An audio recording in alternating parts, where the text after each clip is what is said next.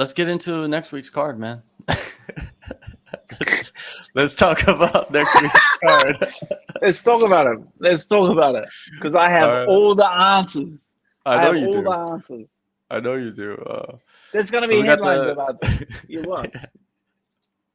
I know there are going to be headlines about this. I don't even have to like pretend to like wish for it. It's just going to happen. Like someone's watching right now saying like, all right, what?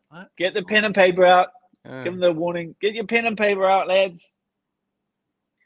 Here we go. All right, so main event, UFC 274, Phoenix, Arizona, in the desert. Charles Oliveira, the champ, versus Justin Gaethje, a former interim champ.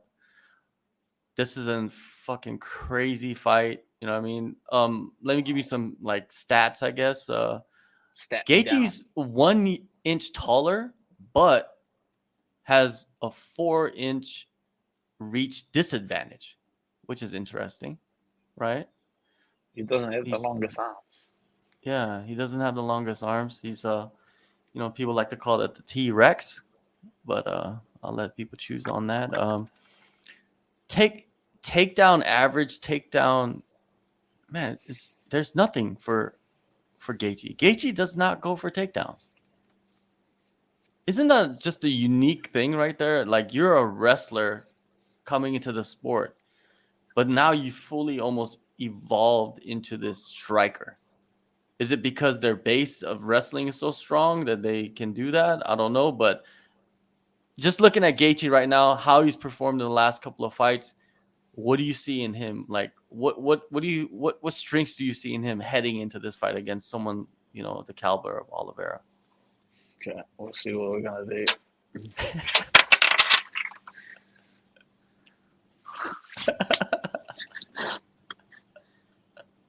Okay. Gaethje's gonna knock him out. First round. Charles Oliveira shit. That'll be a headline. There you go.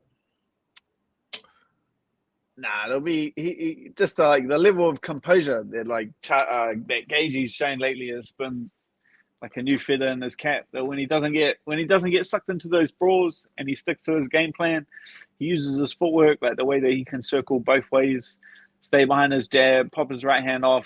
I'd say if it's a slower pace fight, then I'm definitely like leaning towards Gaethje just with that footwork. Similar, because you have to look at like similar opponents. I would say Charles Oliveira and like Tony Ferguson are pretty similar.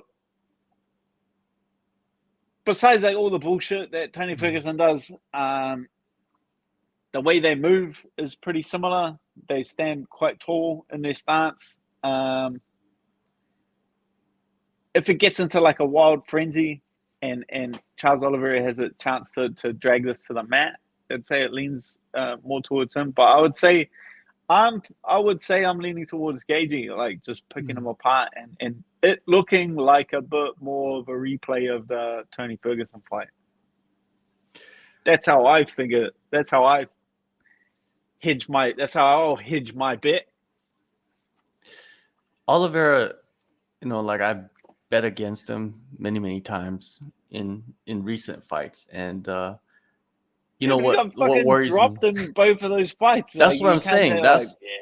That's what worries me a little bit about this fight.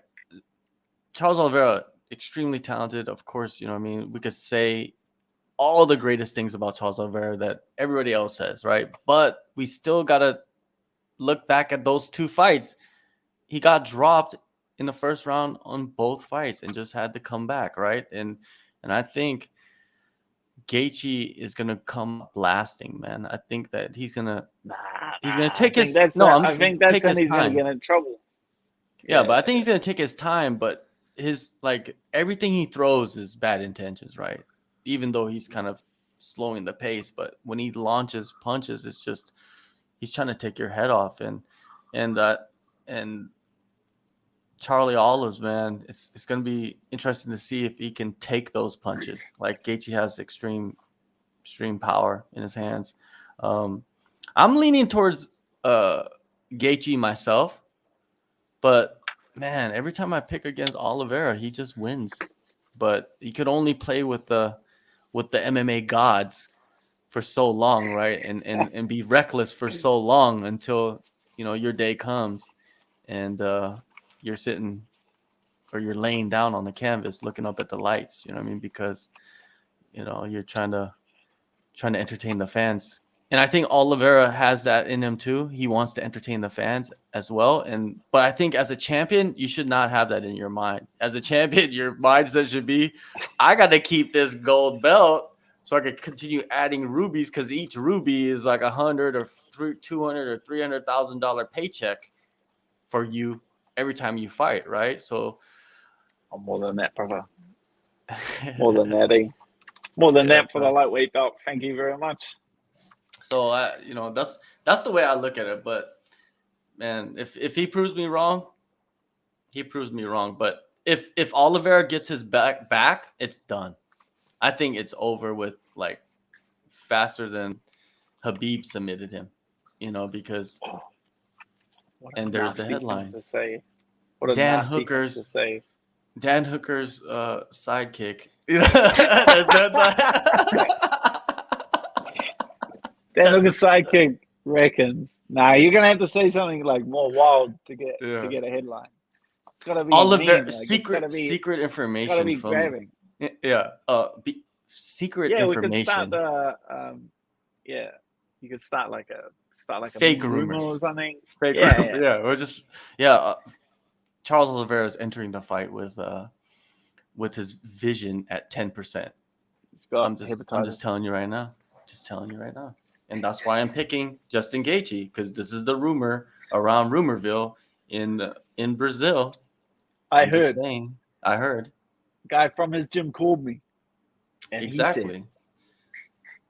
And you know how I knew he was from his gym? Because he had the blonde hair. That's all I know. You know what I mean? And he was the little secret, spreading secrets. And so I usually just pick who I think I want to win.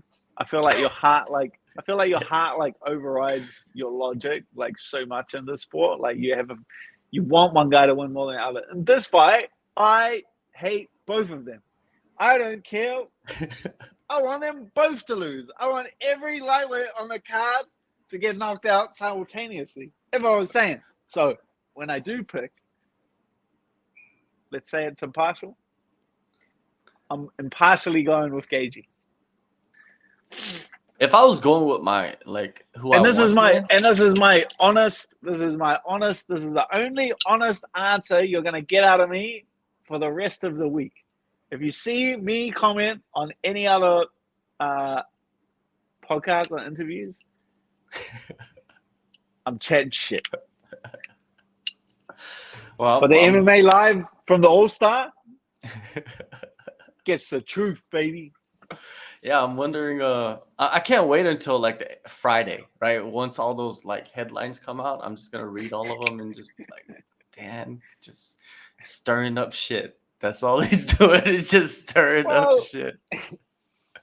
Or you're giving the blueprint to every other fighter that's getting interviewed about other fights that, hey, just say different things in each interview, and then you just confuse the shit out of everybody. You know what I mean? Like, I think that's a great plan. So if you're watching, if you're listening, just hit up Dan. You know what I mean? He's doing interviews for the lightweight division.